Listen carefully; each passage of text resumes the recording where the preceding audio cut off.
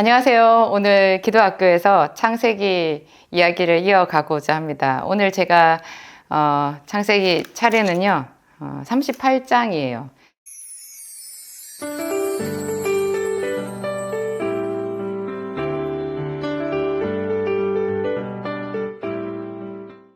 제가 제목을 창세기 38장을 100번을 읽고 깨달은 것 이렇게 잡았는데요.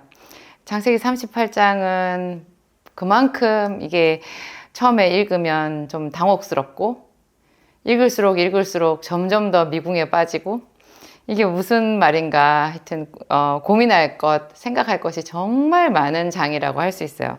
창세기 38장은 야곱의 이제 네 번째 아들 유다의 이야기인데요. 바로 앞에 37장과 이렇게 연결을 시켜서 보았을 때 정말 독특한 장이라고 할 수 있어요. 왜냐하면 바로 앞에 37장 끝에가요. 요셉을 애굽에 이제 그 종으로 팔아버린 이야기로 끝이 나거든요. 미디안 사람이 애굽에서 바로의 신하 12대장 보디발에게 요셉을 팔았더라 이렇게 하고 끝나는 거예요. 근데 그 38장에 보면 그 후에 이렇게 나오거든요. 자기 동생을 그렇게 끌려가기 원통해하고 억울해하고 울부짖는 그 동생을 그 미움 때문에 팔아버렸잖아요. 그 팔아버리고 난 그 뒤에 유다가 이렇게 나오는 거예요. 한번 우리가 상상력을 좀 총동원해가지고 이 당시에 요셉을 팔아버린 뒤에 야곱의 집안의 분위기를 한번 그려볼 필요가 있어요. 일단 야곱은 자기 아들 요셉을 또 다른 아들들 요셉의 형들이 팔아버린 거를 몰랐고 그냥 짐승에게 찢겨서 죽은 줄로 알았잖아요. 그래서 야곱은 정말 그 믿음의 사람이었지만 슬픔과 절망을 이기지 못해가지고 자기 아들이 있는 음부로 내려가고 싶다고 울부짖을 정도였어요. 아들들이 어떤 위로를 해도 듣지 않을 정도로 그 아버지는 그렇게 슬픔에 잠겨 있었거든요. 슬픔과 고통의 수렁에 잠겨 있었고 믿음으로 겨우 견뎠겠죠. 그렇게 있는데 그럼 나머지 요셉의 형들은 이제 그 요셉 그렇게 눈에 가시 같고 정말 자기들이 볼 때마다 시기 질투가 일어나서 견딜 수 없었던 그 동생을 팔아버렸으니까 그러면 행복했겠냐고요. 참 우리가 그런 게 있어요. 원수를 갚잖아요. 내가 너무 미워서 또 뭐 억울해서 어떻게 해서 내 원하는 대로 그렇게 다 질러버리고 나면 참 그 뒤에요. 이렇게 뭐라고 해야 되죠, 그게? 이기지 말아야 되는 사람이 이기고 나면 그게 승자의 저주라는 그런 말이 있잖아요. 내 분대로 다 풀었는데 하나도 행복해지지 않아요. 오히려 더 반대로 굉장히 이렇게 더 슬프고 더 우울하고 더 마음이 공허하고 죄책감에 시달리는 그런 반격이 있어요. 이게 이제 마귀가 우리에게 주는 어떤 수렁이거든요. 계속해서 분노나 슬픔이나 거기에 매여서 그것 때문에 어떤 행동을 할 수밖에 없게끔 몰아가다가 거기에 이제 우리가 끌려 들어가가지고 그 마귀의 유혹대로 내 분풀이를 다 하게 되잖아요. 그러면 후련해지지 않는다는 거. 이상하게 그게 더 깊은 그렇죠. 어떤 어두움이 밀려온 것 같은 그런 집안 분위기가 되었을 거예요. 한마디로 이것은 야곱의 집이 정말 깜깜해져 버린 거예요. 슬픔과 어떤 그 고독과 외로움과 그렇다고 그 아버지가 요셉이 없어졌다고 해서 요셉에게 주었던 사랑을 다른 형들에게 줄 리가 없잖아요. 형들은 아버지가 슬퍼하고 괴로워하는 모습을 보면서 기뻤겠어요. 그러니까 이 집안 분위기가 정말 말이 아닌 게 되는 거예요. 그러니까 37장 끝과 38장 이 시작은 그런 중간의 이야기를 우리가 충분히 그럴듯한 이런 상상으로 메워 넣어야 제대로 이해를 할 수 있는 거더라고요. 제가 이런 상상을 해서 이렇게 메워 넣는데 벌써 저는 시간이 아주 많이 걸렸어요. 여러분들은 어떠셨어요? 유다가 도저히 집에 있을 수가 없었던 거죠. 그래서 이렇게 나와요. 그 후에 유다가 자기 형제에게서 내려가서 자기 집을 떠난 거예요. 집을 떠나서 내려가서 아둘람 사람 히라에게로 나아가니라. 그러니까 가나안 사람이잖아요. 아둘람 사람. 가나안 사람 히라라는 사람에게 마음을 붙이고 그에게 이렇게 어울려 버린 거예요. 그쪽으로 갔어요. 나중에 뒤에 보면 유다가 자기 양떼를 뭐 이렇게 털을 깎고 하는 그런 이야기가 나온 걸로 봐서 그 아버지 야곱에게 자기 몫의 어떤 그 재산을 상당히 받았던 것 같아요. 야곱이 워낙 부자였으니까. 그 자기 양떼가 있는 거예요. 그러니까 유다는 상당히 부잣집 아들이고 귀공자였고 그래서 꽤 많은 재산을 가지고 있었던 거죠. 그래서 그 많은 재산을 가지고 꼭 저는 누가복음에 나오는 탕자 같은 생각이 들더라고요. 아버지여 내게 돌아올 분깃을 내게 주소서 해가지고 그걸 받아서 먼 타국으로 가는 이야기가 나오잖아요. 여기 유다도 자기 아버지의 집을 나올 때 그냥 맨손으로 나온 게 아니라 재산을 상당히 많이 가지고 나왔다라는 그런 정황이 느껴지고요. 그러니까 그 주변에 이제 이방 사람들, 가나안 사람들도 이렇게 붙잖아요. 재산이 많으니까. 그래서 히라에게로 나아갔더니 거기서 가나안 사람 수아라는 사람의 딸을 보고 그를 취하여 동침하니 이렇게 나와요. 이거를 여러분 잘 캐치를 하셔야 되는데요. 그 딸과 결혼했다라고 말하지 않아요. 그 딸을 보고 그를 취하여 동침하니. 참 부적절한 이야기 아니에요.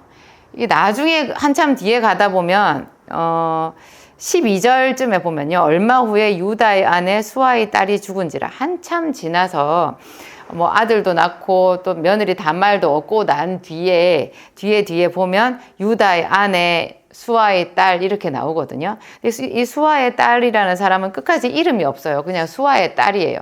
그러니까 성경에 이름을 올릴 정도의 가치도 없는 그냥 완전히 이방 여자고 완전히 죄인이었던 그런 육신의 딸이었던 거예요. 그래서 여기 38장에 보면 유다가 거기서 가나안 사람 수아라고 하는 자의 딸을 보고 이름도 안 나오죠. 그를 취하여 동침하니. 결혼했다라고도 안 하고 처음에 결혼을 했던 것 같지도 않아요. 그냥 마음에 이끌리는 대로 유다는 막 살아버린 것 같아요. 근데 그 여자랑 동침을 하고 난 뒤에 아이를 낳고 아들을 무려 셋이나 낳았잖아요. 이렇게 낳으면서 그 동거 생활이 오래되면서 결국은 아내가 되기는 했는데요. 참 이게 부적절한 거죠. 그러니까 요즘으로 치면 유다는 모태신앙인 거죠. 자기 아버지가 야곱이라고 하는 정말 그 신앙의 거인이잖아요. 믿음의 사람이잖아요. 그런 아버지 야곱이 어떻게 하나님을 섬기고 어떻게 하나님께 복을 받고 하는 거를 잘 들어서 잘 알 텐데 그 자기 동생 요셉의 일에 연루되어 가지고 굉장히 고통스러워 하면서 완전히 믿음의 길을 떠나서 타락을 한 거예요. 그러니까 누가복음에 나오는 그 탕자의 모습이 떠올랐다고 제가 말씀드린 게 여러분 좀 이해가 되시죠? 그래서 그냥 육신대로 살았어요. 그런 가나안 사람 어떤 여자, 그 육신대로 봤을 때 아름다운 여자였겠죠. 그 딸을 취해서 동침해서 거기서 아들을 셋을 낳고 이제 시간이 많이 지난 거죠. 그러니까 큰아들 엘이라는 그 아들을 위해서 며느리 다말을 취했다 이렇게 나와요. 또 이름이요. 큰아들 이름이 엘이잖아요. 이게 또 특이해요. 이 엘이 하나님이라는 뜻이거든요. 전능하신 하나님을 엘샤다이라고 하잖아요. 이 엘은 하나님을 뜻하는 이름인데요. 이게 정말 이스라엘의 하나님일까? 이게 가나안의 어떤 그 신을 뜻하는 그런 이름은 아닐까 싶기도 하고, 유다가 행동하는 것과 이 엘이라는 이름, 이 엘이라는 이름이 만약에 여호와 하나님을 뜻하는 거라면, 아들의 이름은 하나님이라고 지어놓고 자기는 지금 하나님과 상관없이 정말 육신대로 져서 그 세상의 정욕을 따라 사는 이상한 삶을 살고 있는 게 되고요. 만약에 유다의 장자 엘이란 이름이 가나안 땅에 있는 그 흔하디 흔한 그 어떤 다신 중에 하나인 그 신을 뜻하는 거라면 더 가관인 거고. 하여튼 좀 이상한 거죠. 근데 이 엘이 기가 막히게 나와요. 7절에 보면 나오잖아요. 유다의 장자 엘이 여호와의 목전에 악함으로 여호와께서 그를 죽이신지라. 이 한마디에서도 우리가 알 수 있어요. 유다가 얼마나 부적절하게 살고 있었는지. 마치 그 소돔 땅에 거했던 롯을 떠올릴 수 있잖아요. 롯이 소돔 땅에서 살았는데요. 자기는 의인이었지만 그 딸들이 나중에 하는 것을 보면 완전히 그 소돔 땅에 하나님께서 불과 유황으로 심판하신 소돔 땅의 모든 풍속에 그냥 푹 절여져 있는, 그 푹 빠져 있는, 완전히 그냥 속까지 전부 다 온전히 멸망당할 소돔 사람들로서 그렇게 있었던 모습이라는 걸 우리가 알 수 있잖아요. 여기도 수아의 딸을 취해서 이제 동침해가지고 거기서 아들을 낳았는데, 이 분위기가 얼마나 하나님 보시기에 이거 자체가 잘못된 걸음인지 하는 거를 이 엘이 악해서, 여호와의 목전에 악해서 죽였다라는 이 한 구절로 알 수 있는 거예요. 하나님이 당신이 보시기에 악해서 죽였다라는 그런 표현은요, 성경에 잘 나오지 않아요. 웬만큼 악해도 하나님 사람을 죽이시지 않거든요. 악이 관영해도. 이게 정말 악했던 거예요. 이게 얼마나 악했겠어요. 정말 악했던 거죠. 그 상상, 뭐 얼마나 악했는지 그 상상은 우리한테 맡긴다라는 거 아니겠어요? 성경은 굳이 그런 구질구질한 이야기를 표현하지 않는 거예요. 하나님이 어떻게 사람을 죽이시나? 하나님 너무 무서운 분 아니야? 이렇게 생각할 필요가 없어요. 훨씬 더 악한 짓을 저질러도, 예를 들면 뭐 가인이 자기 동생 아벨을 죽였지만 오히려 하나님께서 가인의 표를 주셔서 다른 사람들이 가인을 죽이지 못하시게 보호해 주신 하나님이시잖아요. 근데 그런 하나님이 그의 목전에 악해서 죽여버렸을 정도면, 유다가 지금 처해 있는, 유다가 지금 선택한 그 상황이 얼마나 하나님 보시기에 죄의 구렁텅인지 하는 거를 우리가 짐작해야 되는 거예요. 그래서 근데 유다는 이런 일이 생겨도 돌이키지 않아요. 지금 자기가 죄악 가운데 있고 죄악이 관영한 가운데 있어서 그 죄 때문에 자기 아들이 여호와의 치심으로 죽었는데 그것을 깨닫지도 못하고 생각하지도 못해요. 그러면서 그냥 말해요. 자기 둘째 아들 오난한테 내 형수에게로 들어가서 네 형을 위하여 씨를 잊게 하라. 아우의 본분을 다해라. 이렇게 말만 하는 거예요. 기계적인 말만.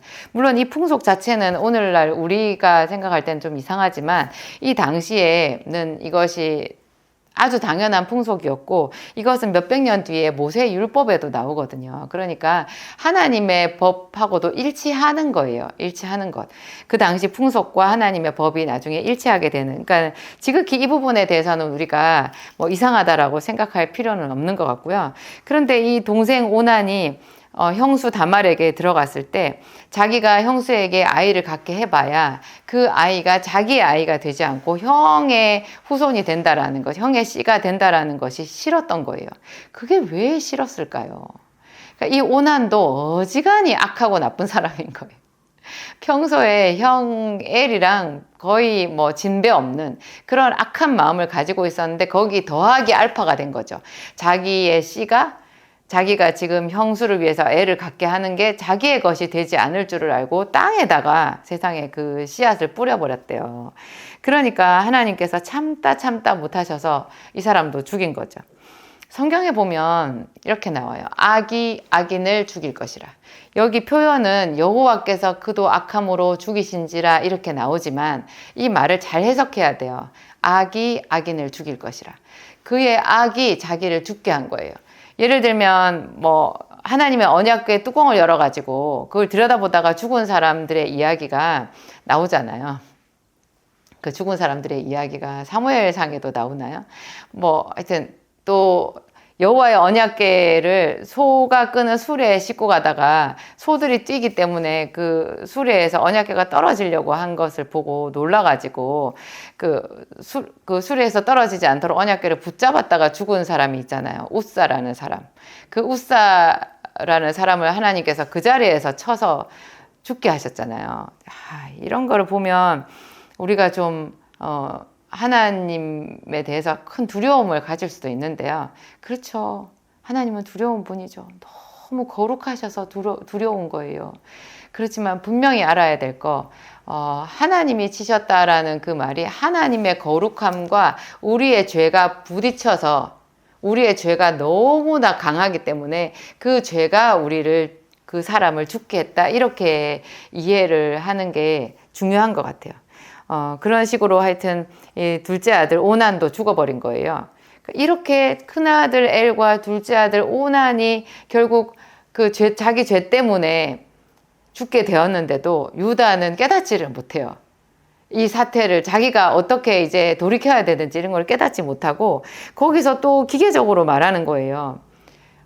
계속해서 이제 그 악에 편승해가지고 자기도 악인처럼 살아가는 거죠, 이 유다가. 그래서 다말에게 거짓말을 하잖아요. 자기 며느리 다말에게 네 친정집에 가서 네 아버지 집에 가서 수절하고 기다려라. 이제 막내 아들 셀라가 있는데 그 셀라가 장성하기까지 기다리라 이렇게 말하는 거예요. 근데 성경은 분명히 말하죠. 내심 자기 아들 셋째 아들 셀라까지 죽을까 해서 유다가 거짓말을 한 것이라는 것을 분명하게 말하고 있어요. 셀라도 그 형들 같이 죽을까 염려함이라. 사람이 계속해서 자기 죄 때문에 어떤 고난이 생기고 이렇게 재앙이 닥쳐오는데 그것에서 자기가 벗어나려고 하면 하나님의 이름을 불러야 되고 죄에서 돌이켜야 되거든요.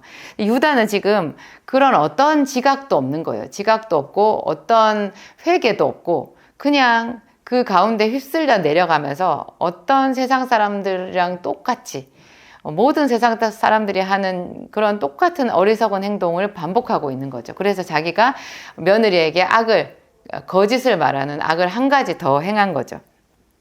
그 뒤에 이제 그리고 나서 얼마 뒤에 유다의 아내, 여기서 유다의 아내라고 처음 나오죠. 처음에는 그냥 수아라는 자의 딸 이렇게만 나오다가 유다의 아내, 이 수아의 딸이 죽었어요. 죽고 나니까 유다가 위로를 받은 다음에 그 친구 아둘람 사람 히라에게로 가서 함께 딥나로 올라가 가지고 자기 양털 깎는 자에게 이르렀더니 이렇게 나와요. 이 양털 깎는 자에게 이르렀다. 양털을 깎는다라는 것은 나중에 우리 사무엘상에도 보면 나오잖아요. 이게 굉장히 큰 잔치거든요. 우리나라로 치면 예전에 추수하는 날이라고 보면 된대요. 1년 내내 허리띠를 졸라맸던 어머니도 추수하는 날이 되면 아들들한테 후회진다고 하대요. 그런 얘기를 제가 들었는데 떡도 해주고 뭐 여러 가지 뭐 맛있는 것도 해주고 막 이렇게 한대요. 추수 때가 되면. 이 양털 깎는 자 비록 아내는 죽었지만 이제 유다는 인생 이막에 들어간 거였다고 하지 않겠어요? 그렇게 볼 수 있는 것 같아요. 그랬더니 이제 다말은 완전히 잊어버렸고 유다는 양털 깎는 자에게 가서 아주 마음이 넉넉하고 기분이 좋았던 것 같아요. 이렇게 풀어졌던 것 같아요. 위로를 받고 나서 아내가 죽은 그 위로를 받고 나서 그랬더니 이제 이때 다말이 이제 자기 시아버지를 향해서 어떤 어떤 행동을 취하게 되는 거죠. 어떤 사람이 다말에게 내 시아버지가 자기 양털을 깎으려고 딥나에 올라왔다. 이제 다말도 알 거를 다 아는 거예요. 시아버지가 자기를 속이고 있다라는 것을. 그래서 참 다말이 놀랍고 용기 있는 이거 다말이 한 행동 정말 아슬아슬하지 않나요? 이게 속인 거지. 또 시아버지와 동침을 한 거니까 이것도 간음죄 아닌가? 또 속였으니까 거짓 아닌가 싶은데 하나님께서 이 다말을 옳다고 하신 거거든요. 참 우리는 흉내조차 낼 수 없는 이것을 다말이 한 행동을 오늘날 우리의 삶에 적용하기는 참 어렵지 않나 그런 생각 들어요. 굳이 적용하려고 하지 말고 여러분 이 자체 그냥 다말이 정말 자기가 시집을 갔으니까 그 집에 자기 남편을 위해서 여인으로서 자식을 낳고 싶어 했던 그냥 그 본분에 충실했다는 그것만 보기로 해요. 그 이상 생각을 해봐야 이거는 점점 더 이렇게 수렁으로 빠지는 것 같더라고요. 저는 굉장히 어렵더라고요. 지금도 이 부분은 제가 참 어렵고 하나님께서 그래도 다말을 옳다고 해주셔서 참 다행이 아닌가 그런 생각이 들어요. 다말이 기생의 변장을 하는 거예요. 얼굴에 면박을 이렇게 뭘 쓰고 얼굴을 가리고 그래가지고 자기 시아버지가 지나는 그 길목에서 창녀인 척하고 있었던 거죠. 이 당시에 이런 창녀는요 주로 이방 신전에서 어떤 제사의 행위를 하면서 거기서 어떤 어떤 제사의 행위의 일종으로서 어떤 음란한 행동을 하기도 했던 사람들하고 이렇게 성행위를 했던 그런 창녀라고 하더라고요.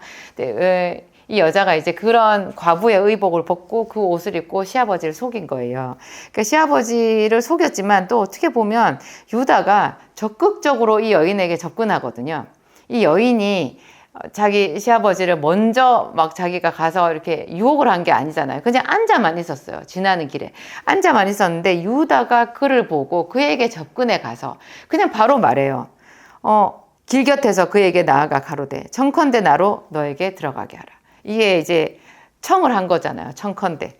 그랬더니 다말이 요구를 하죠. 뭘 나에게 주겠느냐. 삭슬 요구를 해요. 그랬더니 염소 새끼를 하나 주겠다. 그러니까 염소 새끼가 지금 있지는 않잖아요. 다말이 얼마나 지혜로운 여자인지 담보물을 달라 그래요. 내가 이 시대에도 와, 담보물이 있었구나. 이 담보라는 거 참 어려운 경제 용어거든요. 와, 이 당시에 가나안 땅에 이런 물건을 뭔가 맡기고 이렇게 재물을 융통을 하고 하는 그런 담보 책임 같은 것이 흔하게 있었던 거였구나. 그런 생각이 들고, 또 이때 유다가 준 게 약조물이 그렇잖아요. 유다가 너에게, 내가 그러면 무엇을 너에게 약조물로 주랴? 그렇게 말했더니 도장을 달라 그러고, 도장이 있었어요. 그리고 끈도 있고, 지팡이도 있고. 여러분, 도장이나 이 끈이 뭔지는 모르겠지만 도장과 끈과 지팡이, 이게 이 세 가지 다가 오늘날로 치면 인감 도장 같은 거라는 생각이 들더라고요. 인감 도장. 신분증과 인감 도장을 달라고 한 거예요. 그랬더니 유다가 덥석 그거를 주고 이제 이 여인과 이제 관계를 맺은 거예요. 그러니까 하나님께서 이곳에서 역사하신 거잖아요. 이 한 번의 동침으로 인해서 다말은 바로 잉태를 하게 되었으니까, 사실 여인들이 한 번의 동침으로 잉태를 하는 것은 흔하지는 않아요. 이게 생물학적으로 봤을 때. 그런데 하나님께서 이 유다에 대해서 특별한 계획이 있으셨던 것 같고, 그리고 이 다말을 긍휼히 여기셨던 것 같아요. 이 여인의 이렇게 아버지를 속여서 이렇게 할 수밖에 없었던 이 다말의 그 몸부림을 하나님께서 굉장히 긍휼히 여기시고 다말의 손을 들어줬다라는 그런 생각이 들더라고요. 그리고 나서 이제 딱 3개월이 지난 거예요. 3개월 지나니까 이제 입덧이 시작이 됐나 봐요. 그러니까 대번에 이제 시아버지에게로 연락이 간 거죠. 또 그 중간에 이 얘기도 나오잖아요. 시아버지가 이제 자기 친구 아둘람 사람 히라, 거의 자기 비서 비슷한 사람이었던 것 같아요. 심부름도 시키잖아요. 내가 그런 창녀, 얼마나 은밀한 일이에요. 자기 부끄러운 일이잖아요. 이런 부끄러운 일에 대해서 심부름도 시킬 만큼 아둘람 사람 히라랑 친했고, 그 히라가 거의 유다에게 종속되어 있었던 비서 같은 사람이 아니었을까, 제가 그런 생각이 들더라고요. 아둘람 사람 히라가 가서 보니까 그런 창녀는 있지도 않고, 그 이야기를 유다에게 했더니 유다가 한 말이 참 인상적이에요. 23절에 나오는데요. 유다가 가로되 그로 그것을 가지게 두라. 그 도장과 끈과 지팡이를 그냥 가지게 둬라. 내 인감 도장, 신분증 할 수 없지 그냥 둬라. 그러면서 하는 말이 우리가 부끄러움을 당할까 하노라. 이게 부끄럽다라는 것은 창녀, 자기 며느리인 줄은 지금 알지도 못해요. 자기 그 며느리인 줄은 알지도 못하고 창녀랑 그렇게 길거리에서 그런 관계를 했다라는 것이 부끄럽다라는 것은 이 사람도 아는 거예요. 근데 여기서 이렇게 말하죠. 우리가 부끄러움을 당할까 하노라. 그러니까 유다가 정말 부끄럽게 살았던 거예요. 유다의 그냥 그 자기 동생 요셉을 팔고 아둘람 사람 히라에게로 내려가서 이날 이때까지 유다는 그냥 이런 부끄러운 일들을 일상으로 행하면서 죄에 죄를 덧대면서 그렇게 수렁에서 살았던 거죠. 이것을 번쩍 깨게 해준 사람이 다말이잖아요. 3개월이 지난 다음에 이제 다말이 임신을 했다라는 것이 유다의 귀에 들어가게 되었고, 네 며느리 다말이 행음해서 임신했다, 그렇게 얘기를 하니까 유다는 쾌재를 울리는 거예요. 그렇지 않아도 다말 생각만 해도 찜찜하고 그냥 그랬을 거거든요. 그런데 이제 핑계거리가 생겼잖아요. 그러니까 당장 끌어내서 불태워 죽여라. 불사르라. 와, 불사르라.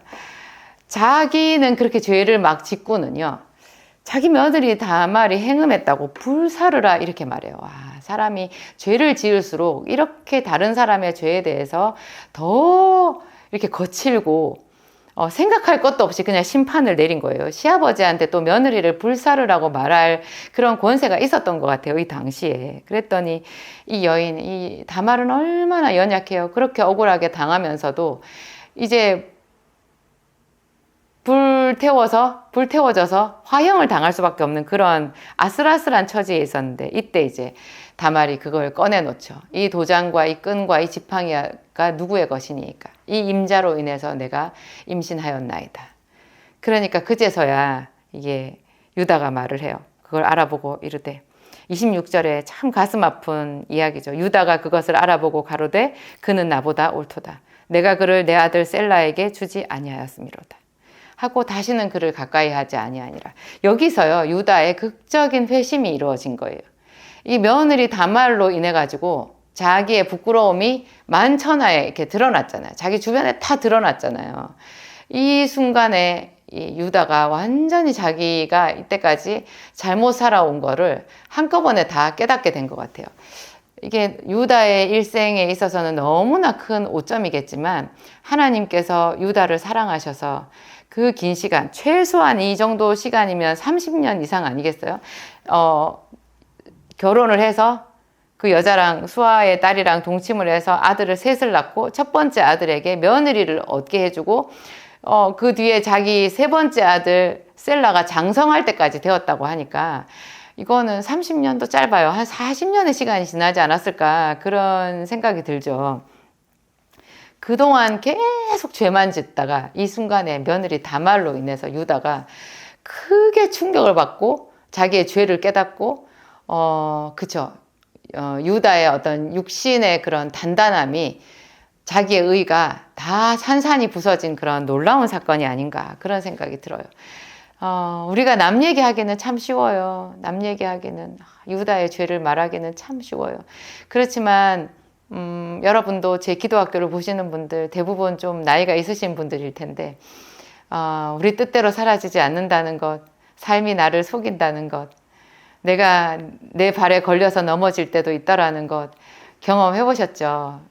다른 사람이 이런 죄에 빠진 것에 대해서 함부로 손가락질 할 수 없는 그런 우리 마음이 이미 되어 있는 거예요. 그래서 이걸 볼 때 참 마음이 아프고 부끄럽고, 그렇지만 이런 40년이 넘는 그 세월 속에서 묵묵히 유다를 지켜보시고 유다를 위해서 이런 깨달음의 시간을 예비하신 하나님이 놀랍잖아요.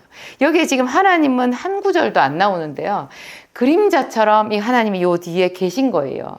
그 하나님이 예수 그리스도시잖아요. 음행하다가, 그쵸?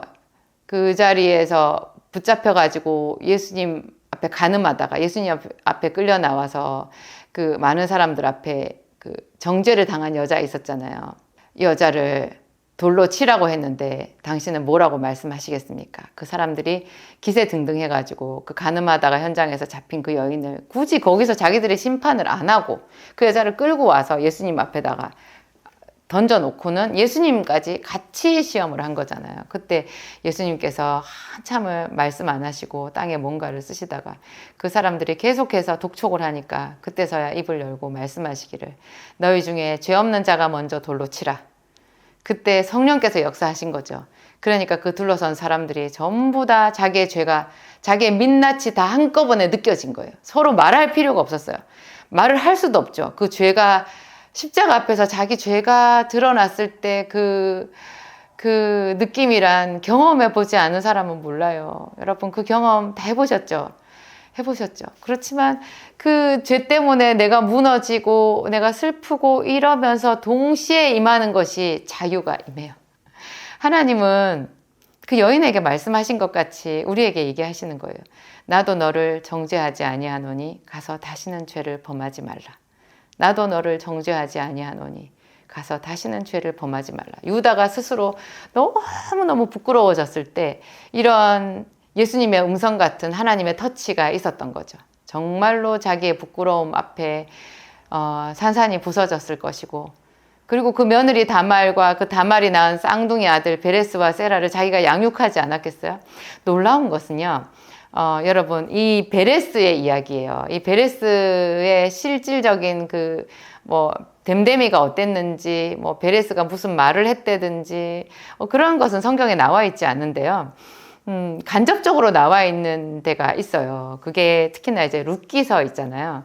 룻기서 유대 땅 베들레헴에 보아스와 룻의 이야기가 룻기서잖아요.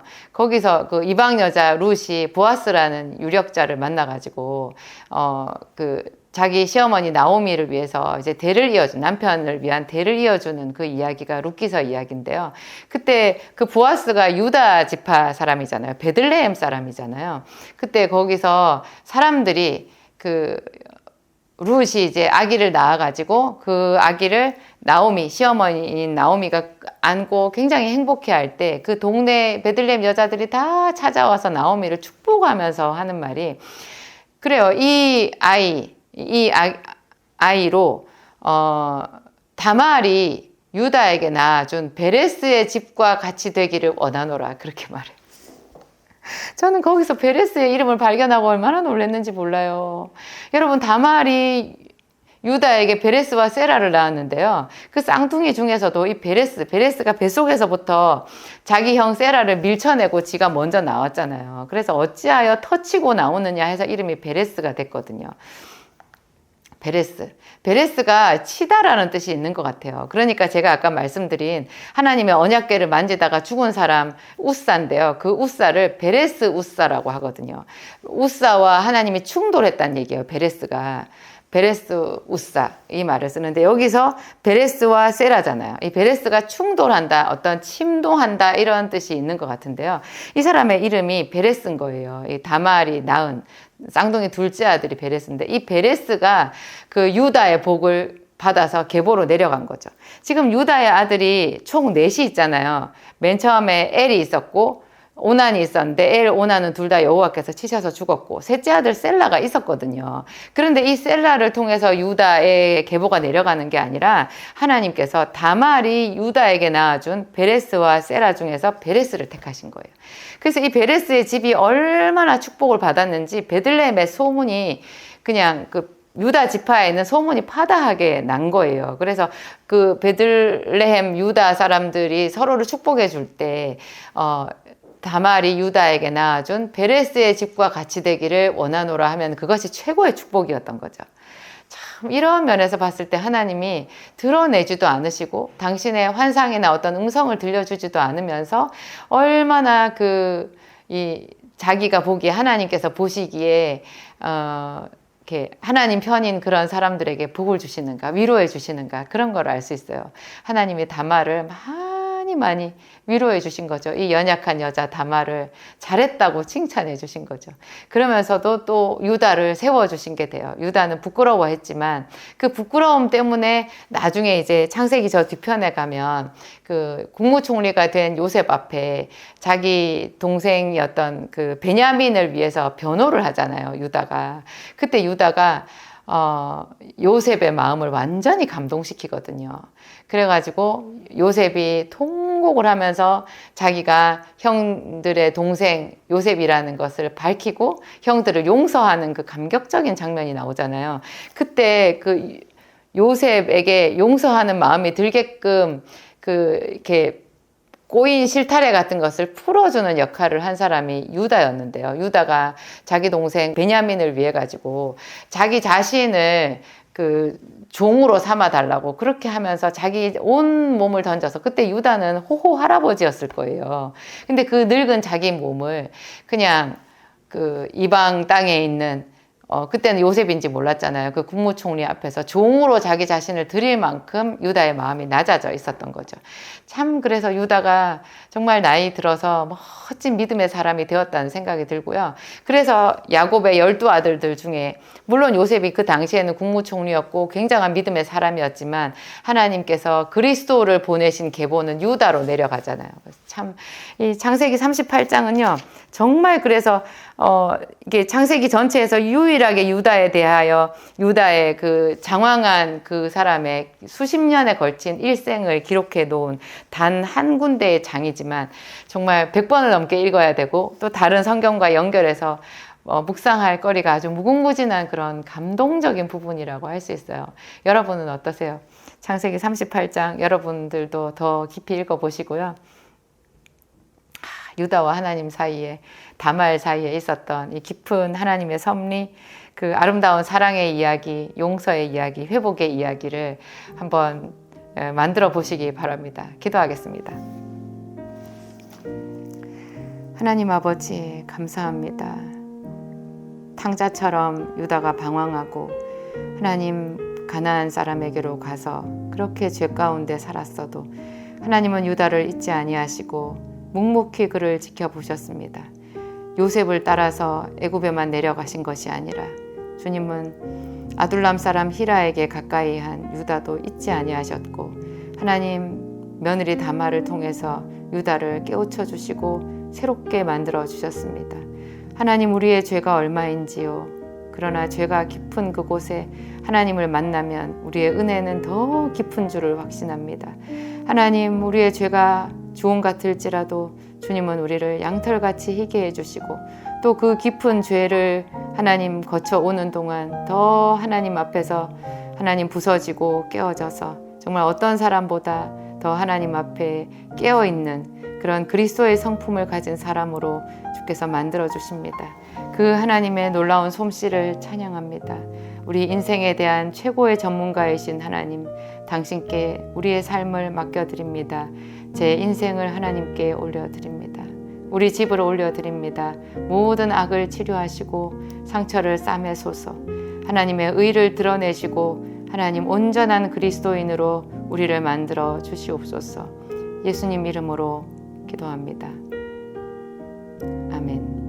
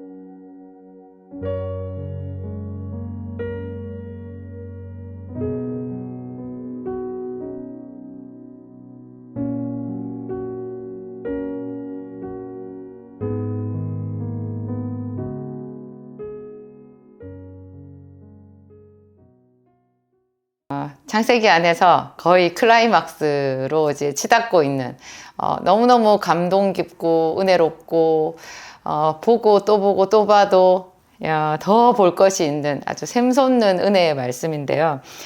요셉의 인생에서 암흑기라고 할 수 있죠. 깊은 골짜기. 그것은 다니엘로 치면 바벨론 포로로 끌려간 그 첫 이야기부터 나중에 사자굴에 내려간 그 가장 깊은 골짜기로 내려간 그 이야기랑 맞먹는다고 할 수 있고요. 다윗으로 치면 사울 왕을 피해가지고 광야에서 생명을 위하여 자기 목숨을 위하여 도망다닌 그런 이야기랑 비슷하다고 볼 수 있고, 또 블레셋 왕 아기스 앞에 가서 미친 채 하고 쫓겨났던 그런 이야기하고도 맞먹는 부분이라고 할 수 있죠. 요셉은 이때 17세 소년이었다고 했고요. 소년으로서 참 감당하기 어려운 일이었을 거예요. 같은 소년이었던 다니엘과 한번 이렇게 대비를 시켜서 비교해서 읽어보면 참 도움이 많이 될 수 있는 그런 이야기고요. 이 39장도 이렇게 읽다 보면요, 같은 말이 반복되는 게 있어요. 여러분, 그 같은 말이 반복되는 거 비슷한 뜻, 거의 같은 뜻의 단어나 문장이 반복되는 것은 그 부분에서 하나님께서 말씀하시고자 하는 가장 중요한 핵심적인 이야기거든요. 꼭 표시를 해놓고 보셔야 돼요. 오늘 제가 39장에서 말씀드린 것은 형통이라는 단어하고요, 여호와께서 함께 하심에라는 단어예요. 이런 구절이죠. 형통. 지금 39장의 요셉은 이제 자기 아버지 집을 억지로 떠나서 쫓겨난 거죠. 거의 끌려간 거죠. 형들의 손에 의해서 팔려가지고 인신매매를 당해서 애굽 그 친위대장, 애굽의 바로 왕의 친위대장이었던 보디바르의 집에 팔렸을 때부터 이야기가 시작되거든요. 그리고 그 마지막은 어디예요? 또 거기서 잘 있다가 어떻게 또 하나님께서 반전을 일으켜 주셔가지고 가정총무로 또 주인의 신임을 받고 이렇게 있다가 또 주인의 아내가 자기를 유혹해가지고 그 유혹을 타협하지 않고 자기 마음과 그 몸을 지켰더니 오히려 그게 거꾸로 자기한테 역습으로 돌아와서 죄인이 되어가지고 자기가 주인의 아내를 겁간하려고 했다는 누명을 쓰고 감옥에 들어간 이야기로 끝나거든요. 그런데 이런 가장 어두운 그 이야기 속에서 하나님께서 힘주어서 말씀하시는 것이 요셉이 형통하였더라. 왜 형통할 수 있었느냐? 여호와께서 하나님께서 함께 하셔서 요셉이 형통했더라. 하나님께서 이 장을 통해서 우리에게 말씀하시고자 하는 것, 네 주변에 네가 그렇게 캄캄한 어둠 속에 점점 더 아래로 내려가는 것 같아도 나만 너와 함께 한다면, 네가 거기서 내 이름을 부르고 내 말을 의지하기만 한다면 그곳에서 네가 기적을 볼 것이고, 그 있는 그 순간 그곳이 바로 하늘나라를 경험하는, 예수 그리스도의 영광을 경험하는 그런 것이 될 것이다라는 그 하나님의 놀라운 섭리 있죠. 좀 역설적이잖아요. 가장 힘들고 깊은 사망의 음침한 골짜기가 가장 가깝게 하나님의 영광을, 하나님과의 동행을 체험할 수 있는 그런 곳이라는 것, 그 기회가 되는 땅이라는 것을 성령께서 간곡하게 우리에게 말씀하고 계신 거예요. 제 첫 절에 보면 요셉이 이끌려서 애굽에 내려가매 바로의 신하 12대장 애굽 사람 보디발이 그를 그리로 데려간 이스마엘 사람의 손에서 그를 산이라. 그 다음 구절 2절에 보면 여호와께서 요셉과 함께 하심으로 그가 형통한 자가 되어 종으로 팔려갔는데 그것에서 여호와께서 함께 하셨다는 거예요. 그 요셉은 알았을까요? 여호와께서 자기와 함께 하신 줄을. 나중에 이 요셉의 인생에 대해서 하나님께서 이렇게 모세를 통하여 이 이야기를 기술을 하면서 이 부분에 대하여 거듭 요셉의 인생을 해석하시는 구절을 넣어 놓은 거예요. 요셉의 이 기간의 인생은 형통이었고 여호와께서 함께 하셨고 그 인자를 더하신 그런 소중한 기간이었다라는 것을 하나님께서 해석해 주신 거죠. 인생은 사건보다 해석이다라는 말을 제 남편 목사님이 자주 해요. 참 그거 씹을수록 맛이 나는 아주 진귀한 말씀이거든요. 음식점에서 식감 좋은 어떤 그 특이한 뭐 나물이라든지 씹을수록 깊은 맛이 나는 그런 밑반찬 같은 거 있잖아요. 이런 하나님의 말씀이 그렇고 그 말씀을 해석하는 그 기준이 그런 것 같아요. 사건보다 해석이다. 우리는 항상 그 사건을 보잖아요. 그래서 그 사건을 그냥 이게 어떻게 해석하느냐에 따라서 이 사건의 의미가 달라질 것이다라는 추측을 하지도 않아요. 가정을 하지도 않아요.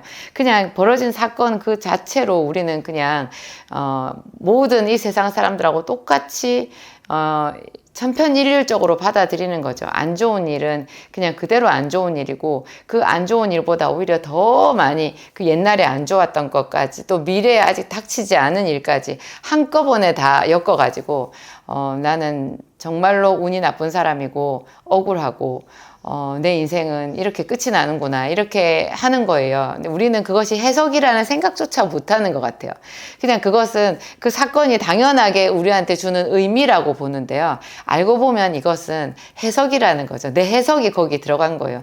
내가 그 사건을 해석할 때 이것은 망한 것이고 내 인생의 소망은 이제 없는 것이고 나는 절망적인 것이고 이렇게 해석을 했다라는 거죠. 인생이 해석되지 않는 부분은요, 억지로 해석하지 말라고 하대요. 그거는 빈 공간으로 남겨두래요. 우리가 거기다가 이거는 내가 망한 거였어. 나는 버림받은 거였어.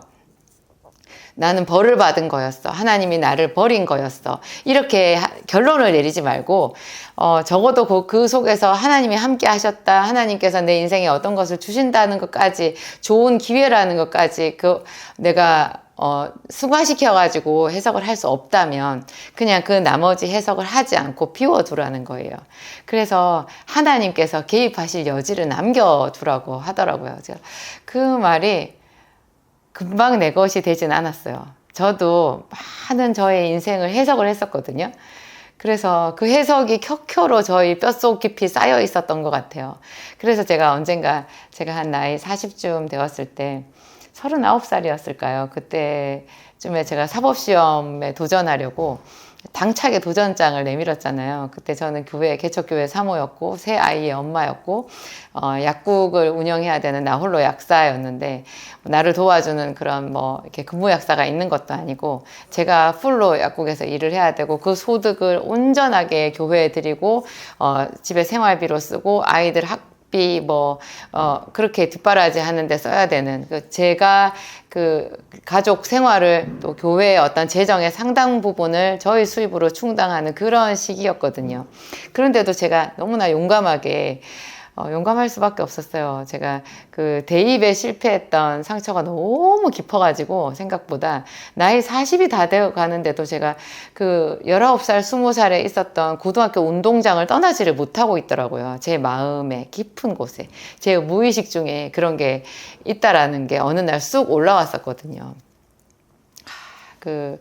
대입의 실패의 고통, 인생 좌절의 고통이 그렇게 깊다라는 것을 저 자신을 보고 알게 됐었어요. 그래서 이거는 좌절된 꿈을 치료하는 뭔가를 해야 되겠는데 그래서 제가 저 자신한테 물어보고 저 자신을 성찰하고 이렇게 했을 때 이렇게 대단한 성취, 어떤 대학 시험에 거의 맞먹을 혹은 그 이상으로 될 만한 어떤 성취를 새롭게 하면 그 치료가 될 것 같은 생각이 들었는데 그래서 제가 선택한 것이 사법시험이었거든요. 그것도 집에서 혼자 독학으로 공부해야 되잖아요. 그래서 그 공부를 이제 하는데 보세요. 제가 애들 밥도 해줘야 되죠. 저녁 때는 약국에 가서 이제 약국 마감을 해야 돼요. 제가 생활비, 우리 수입이 거의 반토막이 나는 것을 감수하고 이제 풀타임 약사를 썼었는데요. 그분이 마감까지 해주지는 않으니까 제가 마감할 때는 약국에도 가서 마무리를 하고 그 다음에 교회 가서 기도를 하고 또 주일은 하루 종일 교회에서 봉사하고 그렇게 하잖아요. 제가 하나님께 푸념을 많이 했어요. 하나님 저처럼 이렇게 공부해갖고 사법시험 패스하는 사람도 있어요. 있으면 저 이렇게 일하는 거 억울하지는 않겠는데요. 저 너무 힘들어요. 그리고 아무리 생각해도 저처럼 이렇게 시간이 다 조각조각 난 상태에서 공부만 하는 게 아니라 이렇게 다 생활의 짐까지 지고 뭐 교회 봉사하고 사모로 헌신하고 기도하고 이런 거 다 하면서 될 것 같지를 않는 거예요. 그래서 안 할 수도 없고 그런 푸념을 많이 했던 것 같아요. 그러다가 이제 또 어느 날인가 한낮에 운동을 해야 돼가지고 이제 공부만 하니까 머리에 압이 올라서 죽을 것 같은 거예요. 그래서 그런 큰 시험을 공부를 할 때는 또 매일 일정 시간을 할애를 해서 운동을 해야 된다 그래가지고 그 금쪽 같은 시간을 쪼개서 제가 운동을 했었거든요. 운동하러 가는 길에 그 길거리에서 제가 혼자 온갖 막 생각을 다 했었나 봐요. 근데 그 생각, 저의 생각, 제 의식이 제대로 이렇게 이성적으로 막 깨어 있지도 않으면서 그냥 뭐 생각나는 대로 흘러간 거죠. 그렇게 막 저 어떤 마음을 먹고 이렇게 있었는데 갑자기 하나님께서 그냥 폭풍처럼 저한테 그 길거리에서 폭풍처럼 저한테 말씀하셔가지고 제가 길에 거의 주저앉았었거든요. 얼마나 놀랬는지. 그때 하나님께서 저 혼자 막 생각에 그 생각의 파도 속에 허우적거리고 있었던 그 순간에 하나님께서 이제 이렇게 거의 뭐 강력하게 개입을 하신 거죠. 네가 뭘 그렇게 실패했냐? 네가 뭘 그렇게 실패했냐? 그렇게 하나님 화를 내셨어요. 그 음성이 얼마나 권세가 있고 그 권세가 있고 와, 힘이 있고 두려운 그런 음성이었던지 제가 길을 가다가 소스라쳐가지고 주저앉을 뻔했었거든요.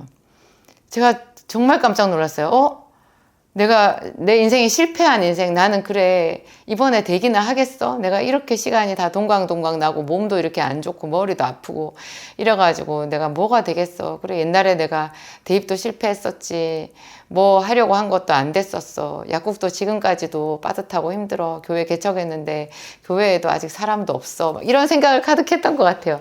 그 결론은 뭐냐? 나는 실패자다라는 거였거든요. 나는 뭘 해도 안 되는 사람이다. 이게 해석이잖아요, 여러분. 저한테 있었던 갖가지 여러 가지 사건들을 제 나름대로 종합해서 해석을 내린 거예요. 나는 실패자였다. 지금도 실패를 하고 있는 것 같다. 앞으로도 성공의 그런 희망은 별로 없어 보인다. 어떻게 하지? 이런 거였어요. 그랬더니 하나님께서 답답하셨나 봐요. 확 개입을 하셔가지고 얼마나 감사하겠어요. 정말 감사한 일이죠. 하나님께서 폭풍처럼, 욥에게만 폭풍처럼 임하신 게 아니고요. 욥기사에 보면 나오잖아요. 욥과 그 세 친구들한테 폭풍 속으로 하나님께서 임하셔가지고 너는 대장부처럼 허리를 묶고 나한테 대답할지니라, 그러면서 내가 묻는 말에 대답할지니라 하면서 나타나셔서 장황한 하나님의 말씀을 하시잖아요. 마치 그것처럼 저에게 임하신 거죠. 네가 뭘 그렇게 실패했냐. 그래서 그때 제가 그 말씀에 충격을 받으면서 굉장히 깜짝 놀라고 감사했었어요. 그 다음은 내가 실패자가 아닌가? 아니야? 실패자가 아닌가? 아니라고 하시니 감사하네. 아, 그렇구나. 아니구나. 아, 내가 실패자가 아니구나. 아니라고 하시니까 아닌가 보다. 다행이네. 이렇게 생각했던 것 같아요. 그런데도요, 그렇게 강력하게 하나님이 저한테 임하셨는데도 그 뒤에도 너무나 익숙한 생각이잖아요. 저한테는 제가 실패자라는 그 생각이. 그래서 이 어떤 생각의 관성을 붙들어 매서 거꾸로 가는 것 굉장히 많이 힘들었고요. 많은 노력이 필요했던 것 같아요. 여러분들은 어떠세요? 이 요셉도 자기 인생에서 이게 하나님께서 함께 하시고 자기가 형통했다라는 것을 이 당시에는 몰랐을 거예요. 그러면 요셉에게 하나님께서 함께 해주시고 요셉에게 형통의 복을 주신 그 비결이 뭐였을까요?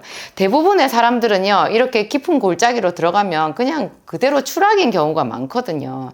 그런데 어떤 사람에게 하나님께서 함께 해주시고 요셉처럼 이렇게 종으로 팔려갔는데도 거기 바로 정말 그 시위대장 보디발과 그 모든 종들이 요셉은 보통 사람이 아니라는 것을 바로 알 수 있을 만큼 강력하게 하나님이 역사하셨다라는 그런 느낌이 들어요.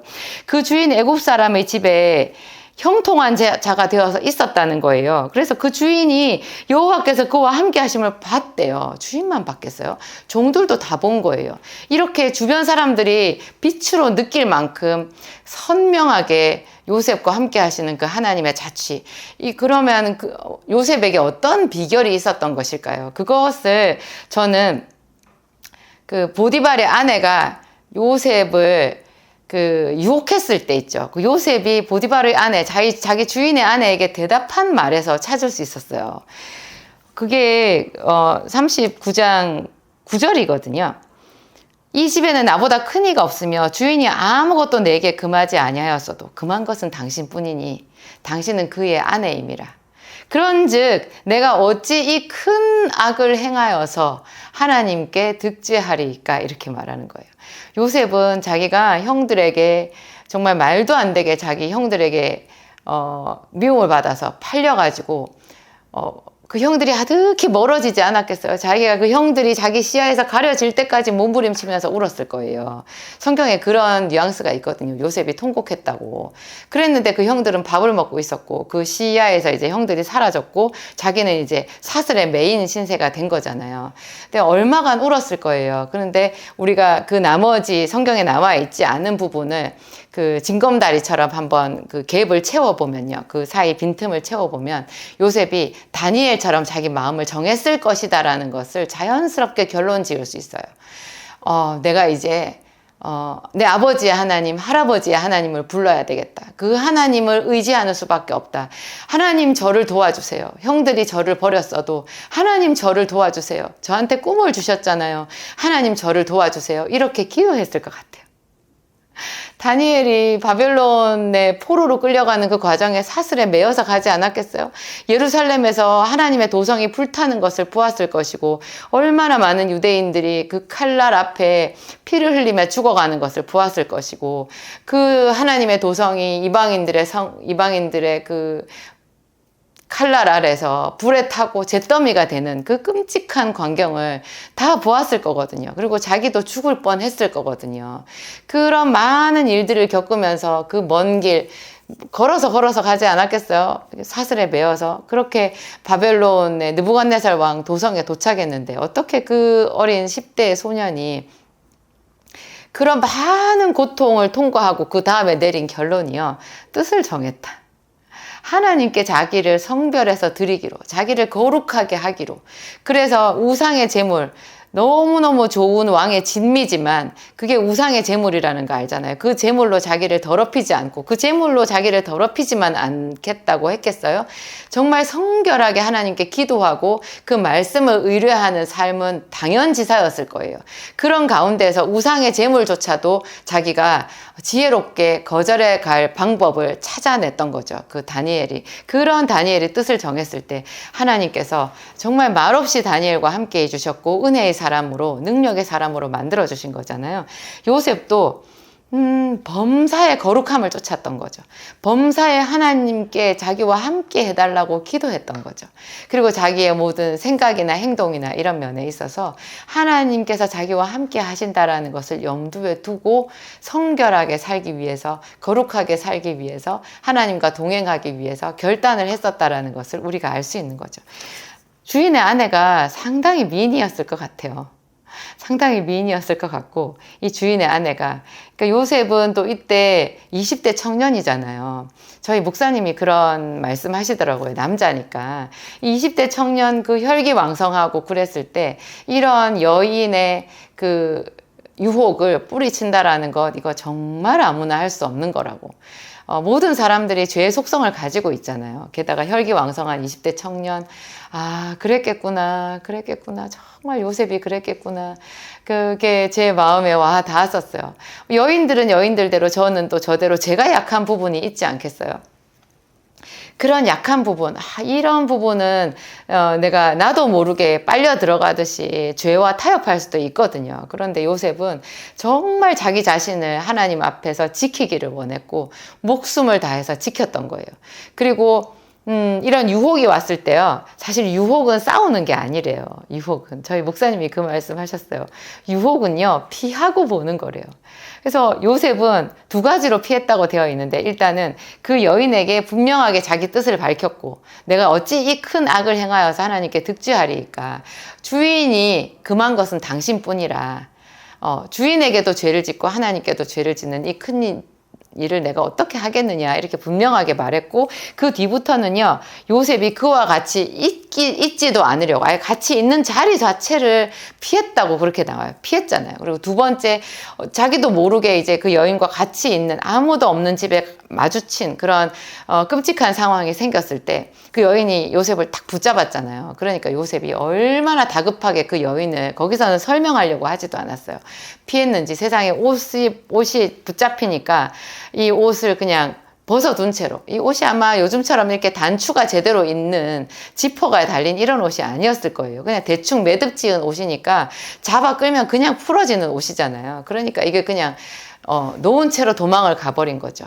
이런 요셉의 그 의지, 분명한 그 하나님께 뜻을 정한 이 마음, 이것이 우리 인생을 하나님께 맡겨드리고 하나님의 성령을 강력하게 불러드리는 그런 믿는 사람의 행위인 것 같아요. 행동인 것 같아요. 우리에게 하나님이 요구하시는 건 것 같아요. 깊은 수렁, 그 수렁에 들어가고 고통의 캄캄한 어둠 속에 들어갔을 때, 그때야말로 내 인생을 하나님께 걸 때다라는 것. 그것이 39장에서 말하고 있는 거고요. 두 번째는, 그 가운데서 이제 뭔가가 하나님께서 함께 하셔서 일이 풀리기 시작할 때 반드시 찾아오는 것이 유혹이라는 것. 죄의 유혹이 왔을 때 이 죄의 유혹을 어떻게 잘 다루느냐가 정말로 하나님께 큰 은총을 받는 그 길목에서 우리가 내린 결단이라는 것. 이 두 가지를 성경에서 말하고 있는 거죠. 하나님은 언약을 잊지 아니하시는 거예요. 하나님은 우리와의 언약. 나는 너의 하나님이 되고 너는 내 아들이 되리라. 나는 너의 아버지가 되고 너는 내 피값 주고 산 나의 아들, 나의 자녀, 내 양이니라. 이런 그 하나님, 예수님께서 주신 그 언약 있잖아요. 그 언약에 예수님, 우리 하나님은 정말 신실하신 거예요. 문제는 우리 자신이죠. 우리가 힘든 일이 생겼을 때, 하나님 왜 나한테 이렇게 하시나. 하나님 너무 고통스럽고 하나님께 섭섭해요. 하나님께 섭섭해요. 하나님 안 계신 것 같아.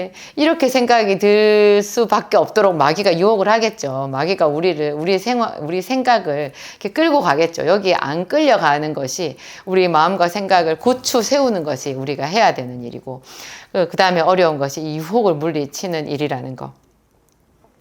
그랬을 때 하나님은 정말 그 요셉에게 신실하신 당신의 은혜를 베풀어 주셨다는 것. 그리고 또 여기서 한 가지 더 있지 않겠어요? 요셉은 의인의 자손이었어요.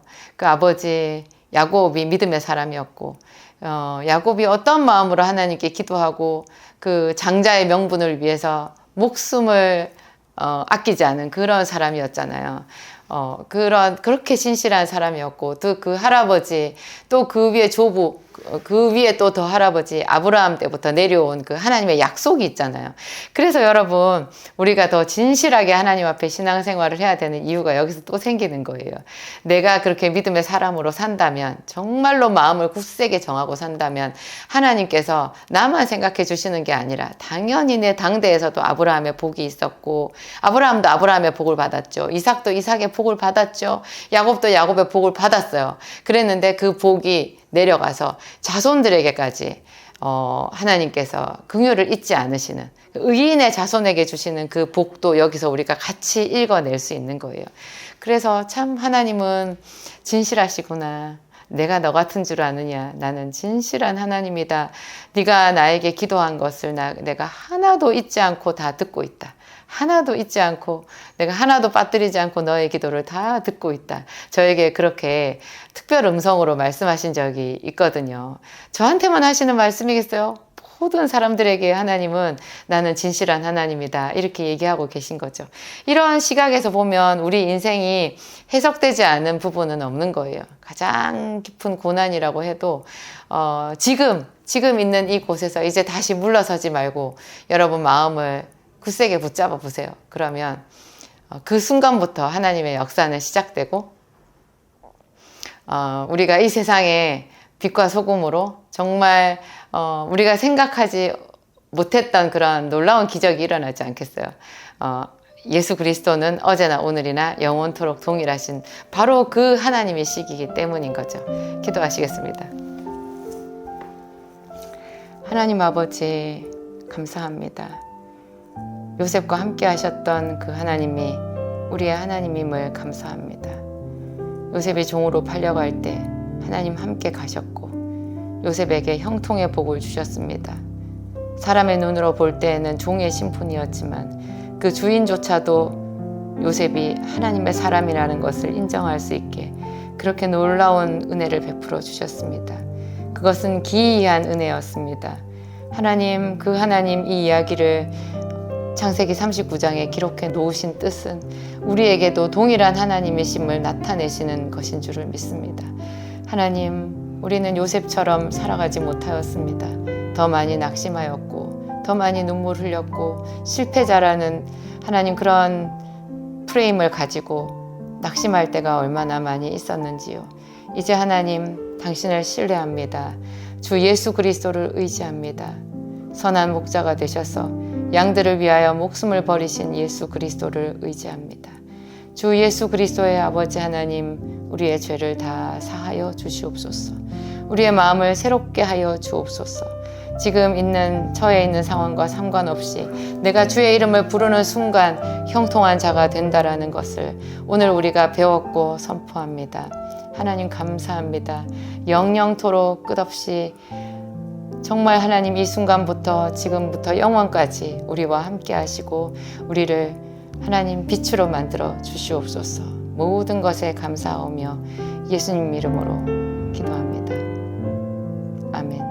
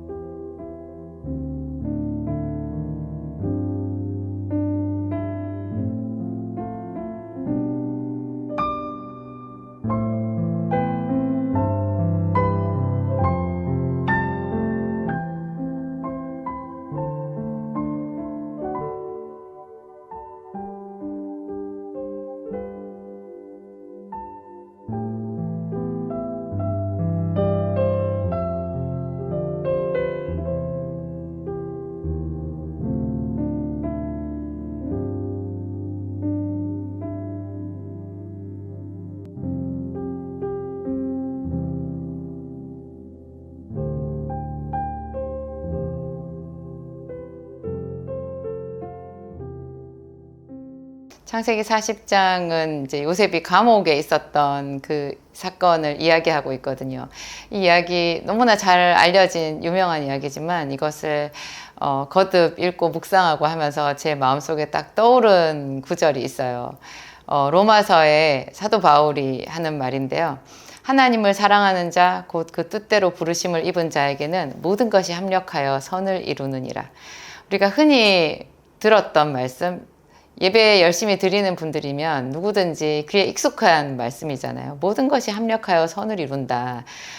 그렇지만 우리가 이 말을 적용은 잘 못하고 살고 있지 않나 그 생각이 들어요. 정말로 어려운 일이 생겼을 때, 힘들고 절망스러운 일, 왜 나한테 이런 일이 생겼나 싶을 때 이것이 하나님께서 내 인생을 더 복되게 이끌어 가시는 정말 한치의 오차도 없는 그분의 계획 안에 있다라는 그 고백이잖아요. 모든 것이 합력하여 선을 이룬다라는 말. 저는 글쎄요, 거의 한 20년 가까이 전에 그때 저희 그 교회에서 부흥회가 있었는데요. 그 부흥회 끝 무렵에 저한테 하나님께서 특별 음성으로 들려주신 말씀이 있었어요. 그게 모든 사람이 너를 돕는 자다라는 말이었어요. 좀 너무나 생경한 말씀이었어요. 모든 사람이 나를 돕는다고? 그게 무슨 말이야? 나는 돕는 사람이 없었는데 나는 너무 힘들었다고 그런 생각을 했는데요. 그러니까 그게 하나님의 음성인 거죠. 하나님께서 그냥 그 부흥의 마지막 날 같이 통성으로 기도를 하는데 저한테 툭 던지신 말씀이었어요. 모든 사람이 너를 돕는 자다. 제가 그런 이해되지 않는 말씀은 꼭꼭 마음에 간직해 놓고 이따금씩 꺼내가지고 묵상을 해보거든요. 모든 사람이 나를 돕는 자라고? 정말 그래? 그런가? 요셉의 이야기에 제가 한 말을 적용해 보면 딱 맞는 거예요. 모든 것이 합력하여 선을 이룬다. 모든 사람이 너를 돕는 자다. 심지어 요셉을 시기해 가지고 미디안 상인들한테 팔아버렸던 요셉의 형들 있잖아요. 그 형들조차도 요셉이 국무총리가 되는데 일조한 사람들이 됐어요. 그렇잖아요. 돕는 자가 된 거예요. 악인도 악한 날에 적당하게 지음을 받았다 그랬거든요. 하나님은 의인이 망하는 것을 결단코 그냥 지켜보시지 않는다고 했어요. 의인은 고난이 많으나 여호와께서 그 모든 고난에서 건지신다 이렇게 했고요. 의인에게 고난이 없다 하지 않았어요. 고난은 많으나 그 모든 고난에서 건지신다. 건지시면서 그러면 그냥 남들과 평균이냐? 고난에서 건짐을 받은 사람은 평균이 아니라 훨씬 더 영화롭게 되는 거죠. 그걸 어떻게 잘 견뎠냐에 따라서 하나님께서 주시는 상급이 다른 것 같아요. 요셉은 말씀드린 대로 이제 지금 창세기 40장에서 그 감옥에 12대장 보디발의 집 안에 있는 감옥에 억울하게 갇혔거든요. 이 안에서도 하나님께서 함께 해주셨고, 그래서 요셉은 또 그 감옥에 있는 시위대장, 하여튼 그 감옥을 관리하는 시위대장과 전옥에게 은혜를 받아서 감옥 안에 재반 모든 사무를 담당하는 자가 되었고, 또 거기서 이제 왕의 죄수, 왕에게 범죄해가지고 갇힌 그 죄수들을 돌보는 이제 수종드는 그런 직책을 맡게 되었어요. 똑같은 죄수인데 그 죄수면서도 그 안에서 또 누군가를 섬기고 이거 고달픈 거 아니야? 이런 생각이 드는데, 하나님의 백성들한테는요, 이런 어떤 일이 주어져도 그것을 순전한 마음으로, 충성된 마음으로 받아들이고 불평하지 않고 최선을 다하는 것이 항상 하나님의 은혜를 입는 바른 생활 태도인 것 같아요. 요셉은 항상 그렇게 살았잖아요. 종으로 팔렸는데 거기서 곧바로 종된 자기의 신분을 받아들이고 종으로서 최선을 다해서 하나님께 기도하면서 인정받은 거잖아요. 그러니까 그 12대장 보디발이 종으로 팔려온 소년 중에 한 사람이었지만 요셉이 범상치 않다라는 것을 알아보았고, 그래서 점점 더 요셉을 인정해 주었고, 그래서 요셉이 나중에 가정 총무까지 되게 되었고, 비록 요셉이 자기 아내를 겁탈했다라는 그런 거를 생각했지만 요셉을 죽이지도 않았고, 그죠? 그 정도로 12대장 보디발이 요셉을 아꼈다라는 그런 생각이 들더라고요. 이런 모든 것이 그 12대장 보디발에게도 요셉이 은혜를 입었고, 자기 형들한테 팔린 것도 결국 보면 하나님께서 그 요셉의 그 커다란 그 계획, 요셉을 위한 계획을 이루어 가시는 과정 중에 하나인 셈이 되잖아요. 그러니까 요셉의 형들도 요셉을 세워주는데 일조한 자, 돕는 자가 된 거고, 심지어는 보디발의 아내의 그 악역도 요셉을 국무총리로 만드는데 선하게 하나님께서 작용하도록 그렇게 뒤를 봐주신 거잖아요. 그러고 보면 우리의 감사, 우리가 하나님 앞에 드리는 감사 있잖아요. 이거는 하나님에 대한 이해가 깊을수록 감사도 더 순전하게, 더 정말로 짙은 감사, 온전한 감사로 되는 것 같아요. 감사할 거리가 있어서 그 감사할 거리 때문에 우리가 제대로 감사를 드리는 게 아니라 우리의 깨달음이 깊을 때 하나님께 온전한 마음으로 찬양을 드릴 수 있는 거다. 그런 생각이 들어요. 요셉이 거기서 이제 그 왕의 두 죄수의 얼굴을 살폈잖아요. 이 부분도 보면 요셉이 그 안에서 사람들을 섬길 때 외식으로, 겉으로 그냥 남들 보기에만 할 만큼 그렇게 거칠애로 하지 않았다라는 걸 알 수 있어요. 사람을 섬길 때 제일 최상의 섬김이 마음을 살피는 거거든요. 요셉이 훨씬 나이도 어린데 자기가 더 억울한데 이 왕의 죄수들의 얼굴빛을 살핀 거예요. 그래서 어떻게 당신들의 얼굴이 그렇게 어둡냐 질문을 했고, 그 왕의 죄수들이 요셉에게 꿈을 해석하지 못해서 그렇다, 우리가 꿈을 꿨는데 해석을 못한다 그랬을 때 그 꿈의 해석은 하나님께 있지 아니하나이까, 이런 대답을 한 것도요 참 놀라운 거예요. 요셉이 자기 인생이 해석이 안 되는 지점에 있었잖아요. 지금 거듭 점점 더 억울한 상황 속에 있는데 요셉은 그 해석이 하나님 안에 있다라고 굳세게 믿고 긍정 마인드를 가졌던 것 같아요. 그러니까 입에서 툭 나오는 말이 그 해석은 하나님께 있지 아니하나이까. 나중에 바로왕 앞에 가서도 하나님이 바로에게 선한 대답을 하시리이다, 이렇게 말하잖아요.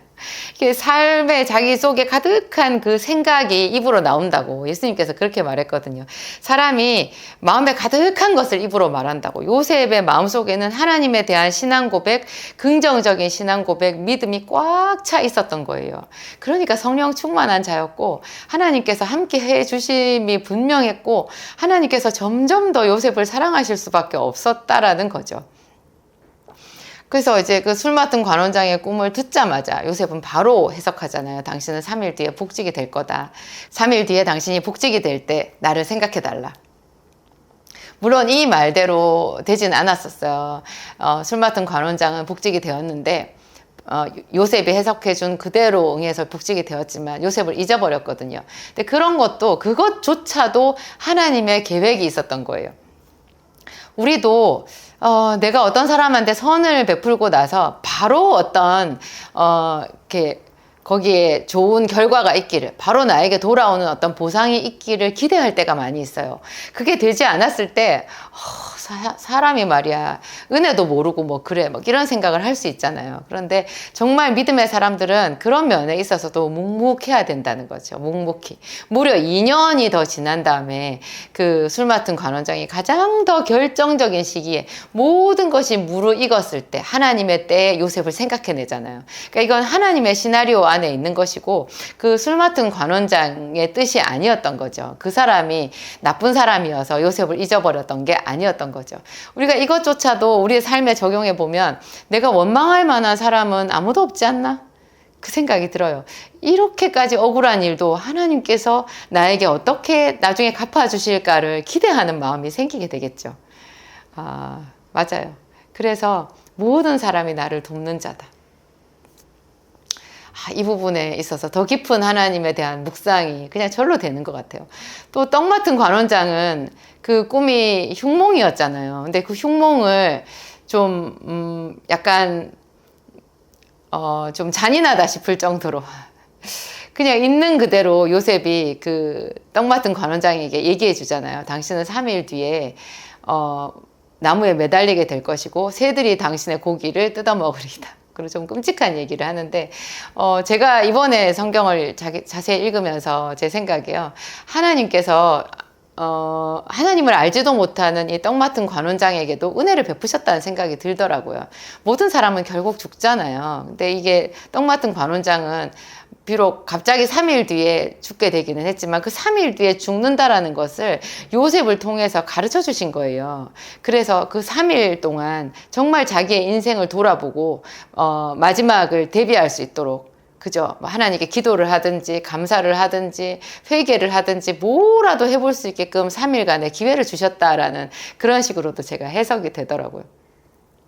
요셉은 그로부터 2년이나 더 지난 뒤에 이제 정말로 모든 것이 무르익어서 바로 왕이 하나님이 주시는 꿈을 꾸고 뭐 그런 일련의 과정을 거칠 때까지 깊이 몇 년인지 알 수 없게 이 술 맡은 관원장, 떡 맡은 관원장의 꿈을 해석해 준 때로부터 2년 뒤였으니까요. 총 감옥에 있었던 기간은 우리가 명확하게 알 수가 없어요. 그 긴 시간 동안 요셉은 감옥 안에서 묵묵히 그 시간을 견디어내면서 하나님께서 자기의 인생의 해석을 분명하게 해주실 것을, 완성시켜 주실 것을 믿고 바라고 기다렸다는 것이죠. 저도 제가 작년에 암 선고를 받지 않았더라면 내가 그 고통에 수술을 하고 한쪽 가슴을 잃고, 그리고 비록 한 번밖에 받지 않았지만 지금도 아직까지 남아있는 이 후유증, 이 항암의 후유증의 그 고통의 시간이 나에게 없었더라면, 그런 시간이 없었더라면 지금 내가 누리는 이 깊은 깨달음과 지금 제 주변, 제 개인적인 일이니까 일일이 말씀은 못 드려도 제 삶에 있는 이 놀라운 축복의 이게 그 축복이 릴레이식으로 지금 저한테 막 오고 있거든요. 이런 일들이 나한테 올 수 있었을까? 나에게 이만큼 기도의 문이 열릴 수 있었을까? 그러면 내가 작년에 그 암 선고를 받고 수술하고 항암을 한 것도 그 죽음의 골짜기 뭐 아직도 몰라요. 제가 다 나았는지 안 나았는지 알 수 없으니까 명확하지 않은 상황이지만 뭐 인생에 명확한 게 어디 있겠어요. 어디 있겠어요. 그냥 우리는 하나님을 믿으면서 사는 것 아니겠어요. 내 생명은 하나님께 속해 있으니까 이런 그 큰 어두움을 경험했기 때문에 내가 보상으로 받는 그 이후에 따라오는 이런 모든 일들에 대해서 제가 하나님께 정말 더 감사하는 마음이 드는 거죠. 그래서 담대하게 여러분들한테 말할 수 있어요. 여러분 주변에 있는 모든 사람, 지금 악역을 하고 있는 그 사람조차도 여러분을 훈련하는 사람이고, 그것을 딛고 일어서서 더 담대하게 선포하고 믿음으로 선포하고 기도하고 영적인 전쟁을 수행하면 모든 것이 보석으로 바뀔 수 있다고, 합력해서 선을 이룰 수 있다고, 그렇게 제가 여러분들한테 말씀드릴 수 있을 것 같아요. 하나님의 솜씨, 하나님께서 얼마나 실수가 없으신가, 우리의 삶에 버려진 부분까지 완벽하게 사용하셔서 그걸로 아름다운 우리의 모습, 신의 성품에 참여하는 우리의 모습을 만들어 가는가, 그런 생각을 하면 극진한 찬양이 나오는 거죠. 찬양이 나오면서 우리 마음의 모든 슬픔과 억울함이 다 떠내려가는 것 같아요. 오늘 그런 마음으로 제가 창세기 40장을 묵상해 보았습니다. 기도하겠습니다. 하나님 아버지, 참으로 감사합니다. 요셉이 겪었던 아픔이 얼마나 깊은지, 그가 겪었던 절망의 시간이 얼마나 컸는지 미처 알지 못했습니다. 하나님, 내 아픔이 훨씬 더 컸고, 그래서 하나님은 어디 계신지, 내가 지금 제대로 가고 있는지 분간하지 못하고 살았을 때가 참으로 많았습니다. 하나님, 우리의 눈물을 당신의 병에 담으신 줄을 아나이다.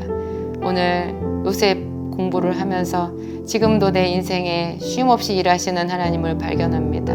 하나님 감사합니다. 예수 그리스도의 고난에 동참하게 하신 하나님께 감사합니다.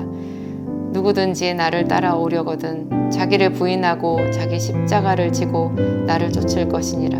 우리에게 닥친 이 모든 일이 하나님께서 우리에게 주신 십자가임을 고백합니다.